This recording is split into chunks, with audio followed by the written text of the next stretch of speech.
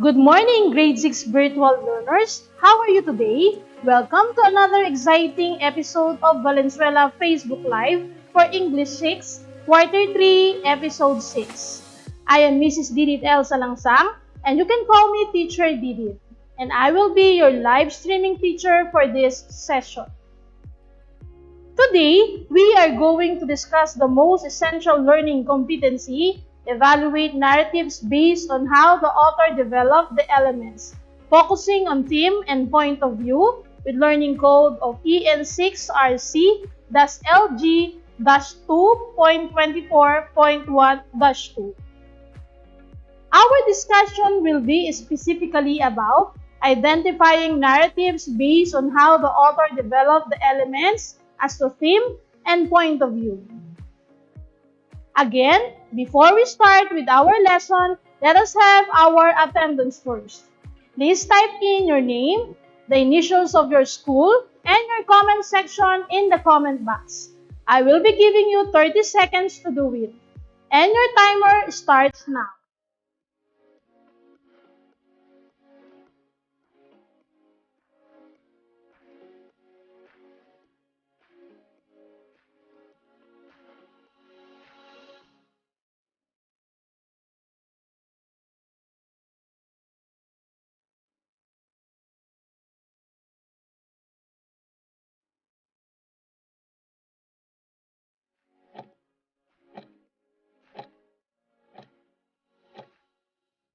Before we continue our discussion, may I remind you about some of our online classroom rules.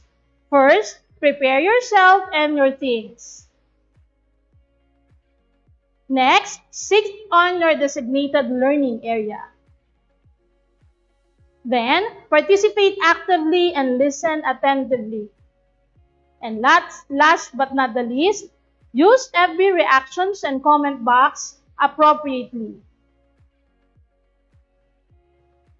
I am glad to know that we are all set now. Get your paper and pencil and let us test your prior knowledge about the lesson you have learned about elements of the story. I'm going to give you 5 seconds to answer for each number. Are you ready? Let's recall. Identify what elements of the story is being shown in the picture.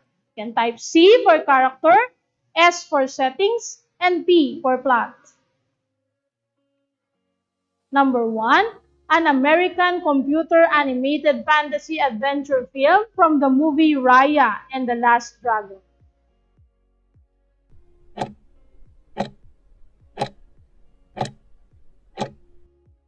And the correct answer is C for characters. Number 2, again from the movie Raya and the Last Dragon.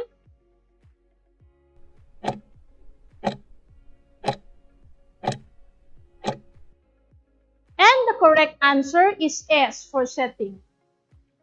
For number 3, an event from the movie Raya and the Last Dragon.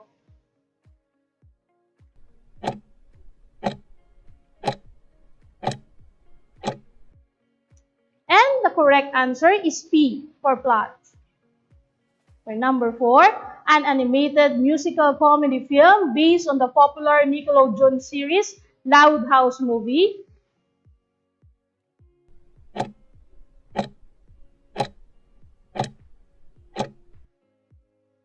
And the correct answer is C for characters.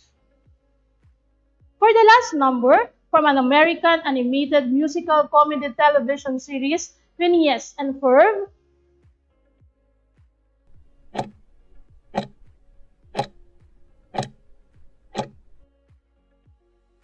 And the correct answer is S for settings.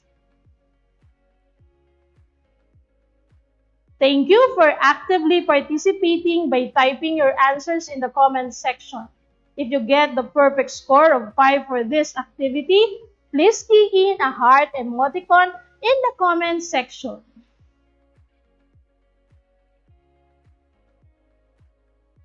For the past weeks, you already know and understand the different elements of the story. From characters, settings, and plot, additional knowledge will be added to you.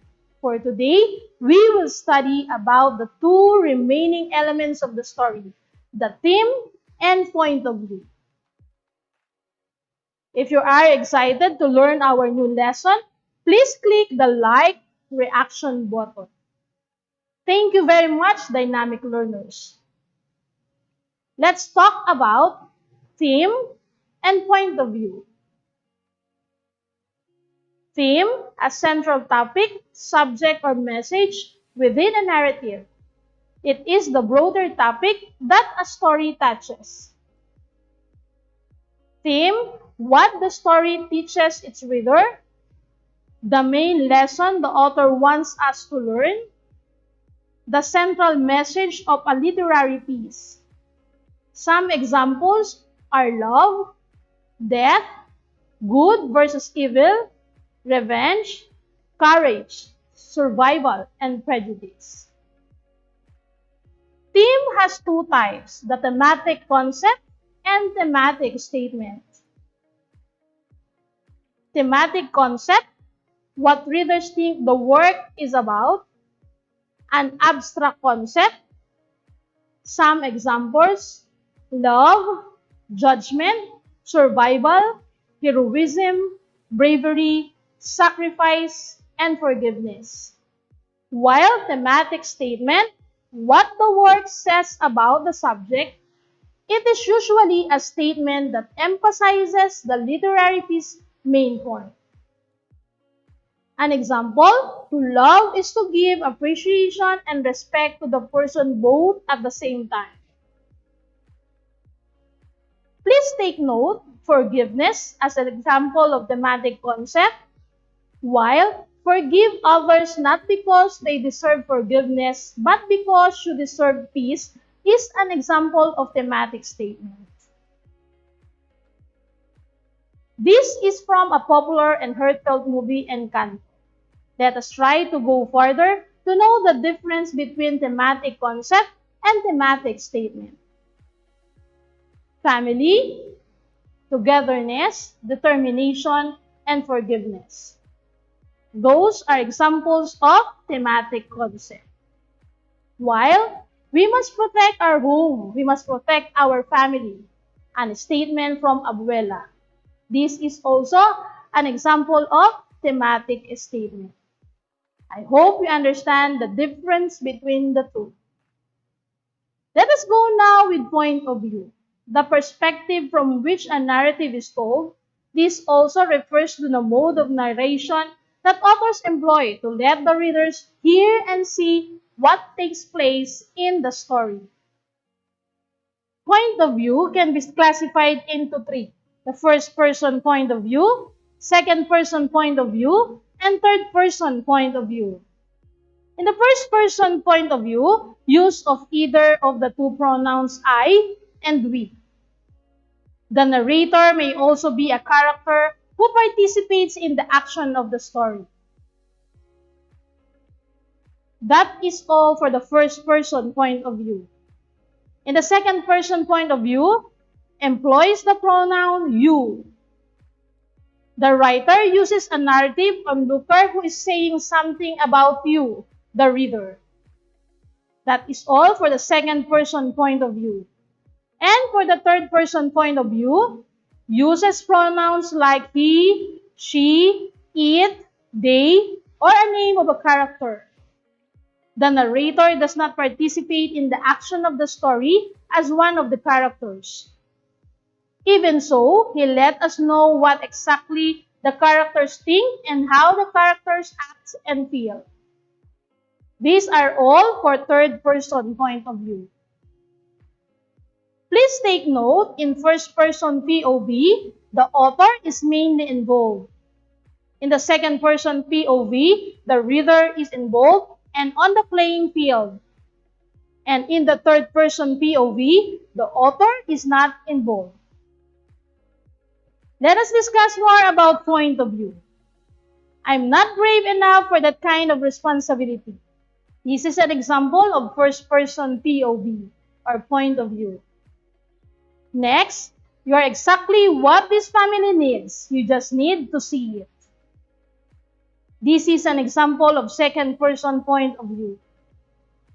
Abuela Alma bends down to Mirabel, full of love and pride. This is an example of third person point of view.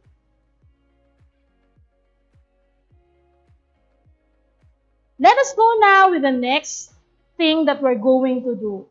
Activity 1, write TC if the number shows thematic concept and TS if it's a thematic statement.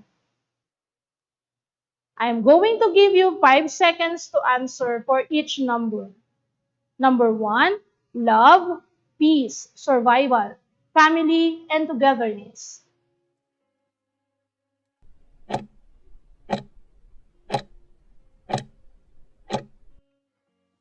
And the correct answer is TC or thematic concept.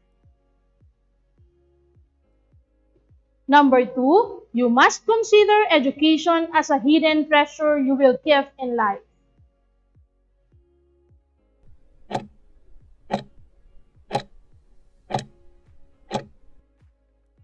And the correct answer is TS or thematic statement. For number 3, love is putting someone else's needs before yours. Like you know how Christoph brought you back here to Hans and left you forever by Ola.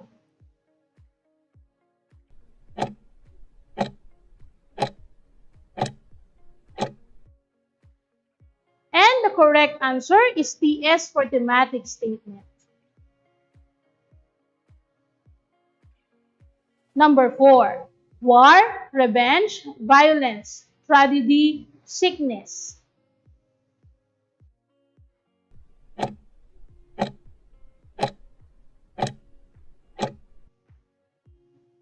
And the correct answer is TC or thematic concept. And for the last number, hope is a good thing, maybe the best of things, and no good thing ever dies, by Stephen King.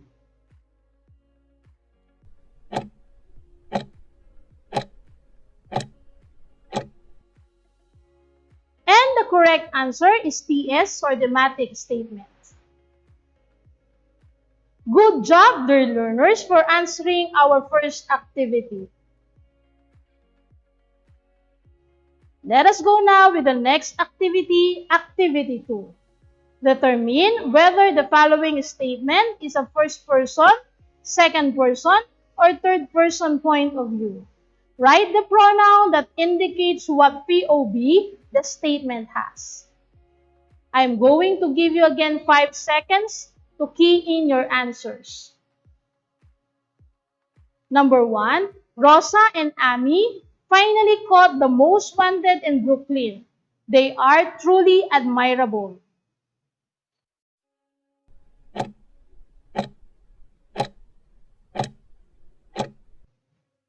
If you answer is they, third person point of view, you are right. Number 2, you should rush to the hospital immediately. Her water broke and is now having her labor.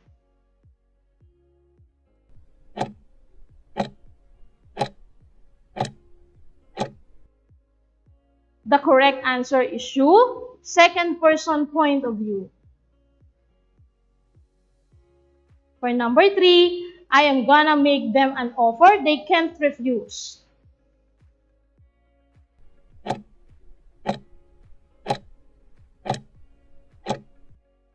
The correct answer is I, first person point of view. For number 4, you always spend your free time watching the TV series all over again.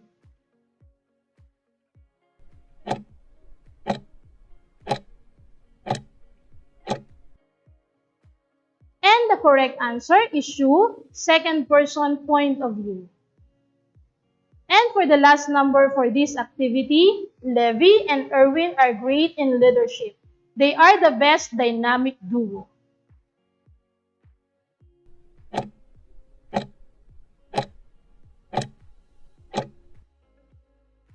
And the correct answer is they, third person point of view. I am truly grateful that you actively participated in our online discussion. If you get the correct answers in activity 2, you can type in a wow reaction button. Let's sum it up. Let us summarize the lesson we have learned for today. Theme is the message that writer is trying to convey through the story. It is a broad message about life. It is important because the story's theme is part of the reason why the author wrote the story. There are two types of theme. Thematic concept refers to what a reader understands the work to be about, while thematic statement refers to what the work says about the subject in question. While point of view is the eye of narrative, voice through which to tell a story. It can be first person point of view, second person point of view, and third person point of view. We are now in the part of Q&A where you are going to type your questions and I will be the one to answer it. Are you ready now? You will be given a minute to key in your questions in the comments section. Your 1 minute starts now.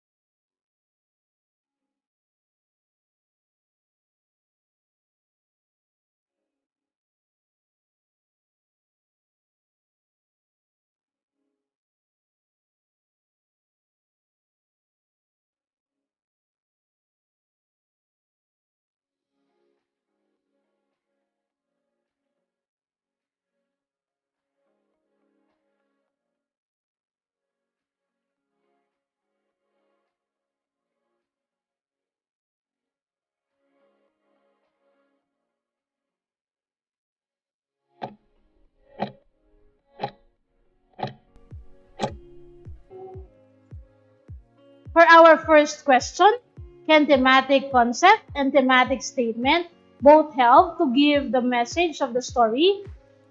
Yes, they both help to reveal the message of the story we are reading. For question number 2, what are the three types or ways of telling or narrating a story? The three types or ways of telling a story are first person point of view, second person point of view, and third person point of view. It seems like you already understand our discussion for today about theme and point of view. That was great. That was excellent. Do not forget to participate in your follow-up discussion tomorrow. Can you click in the heart emoticon to show that you love our discussion for today? Thank you very much, grade 6 virtual learners. Do not forget to join in the next episode of our English lesson in Valenzuela Facebook Live in English 6. Again, as what our Secretary of Education, Leonor Embrione, said, in any situation, education must continue. I am Mrs. Didit L. Salangsa, telling you to please stay home, stay safe, and God bless us all. Thank you very much, little learners. Until next time.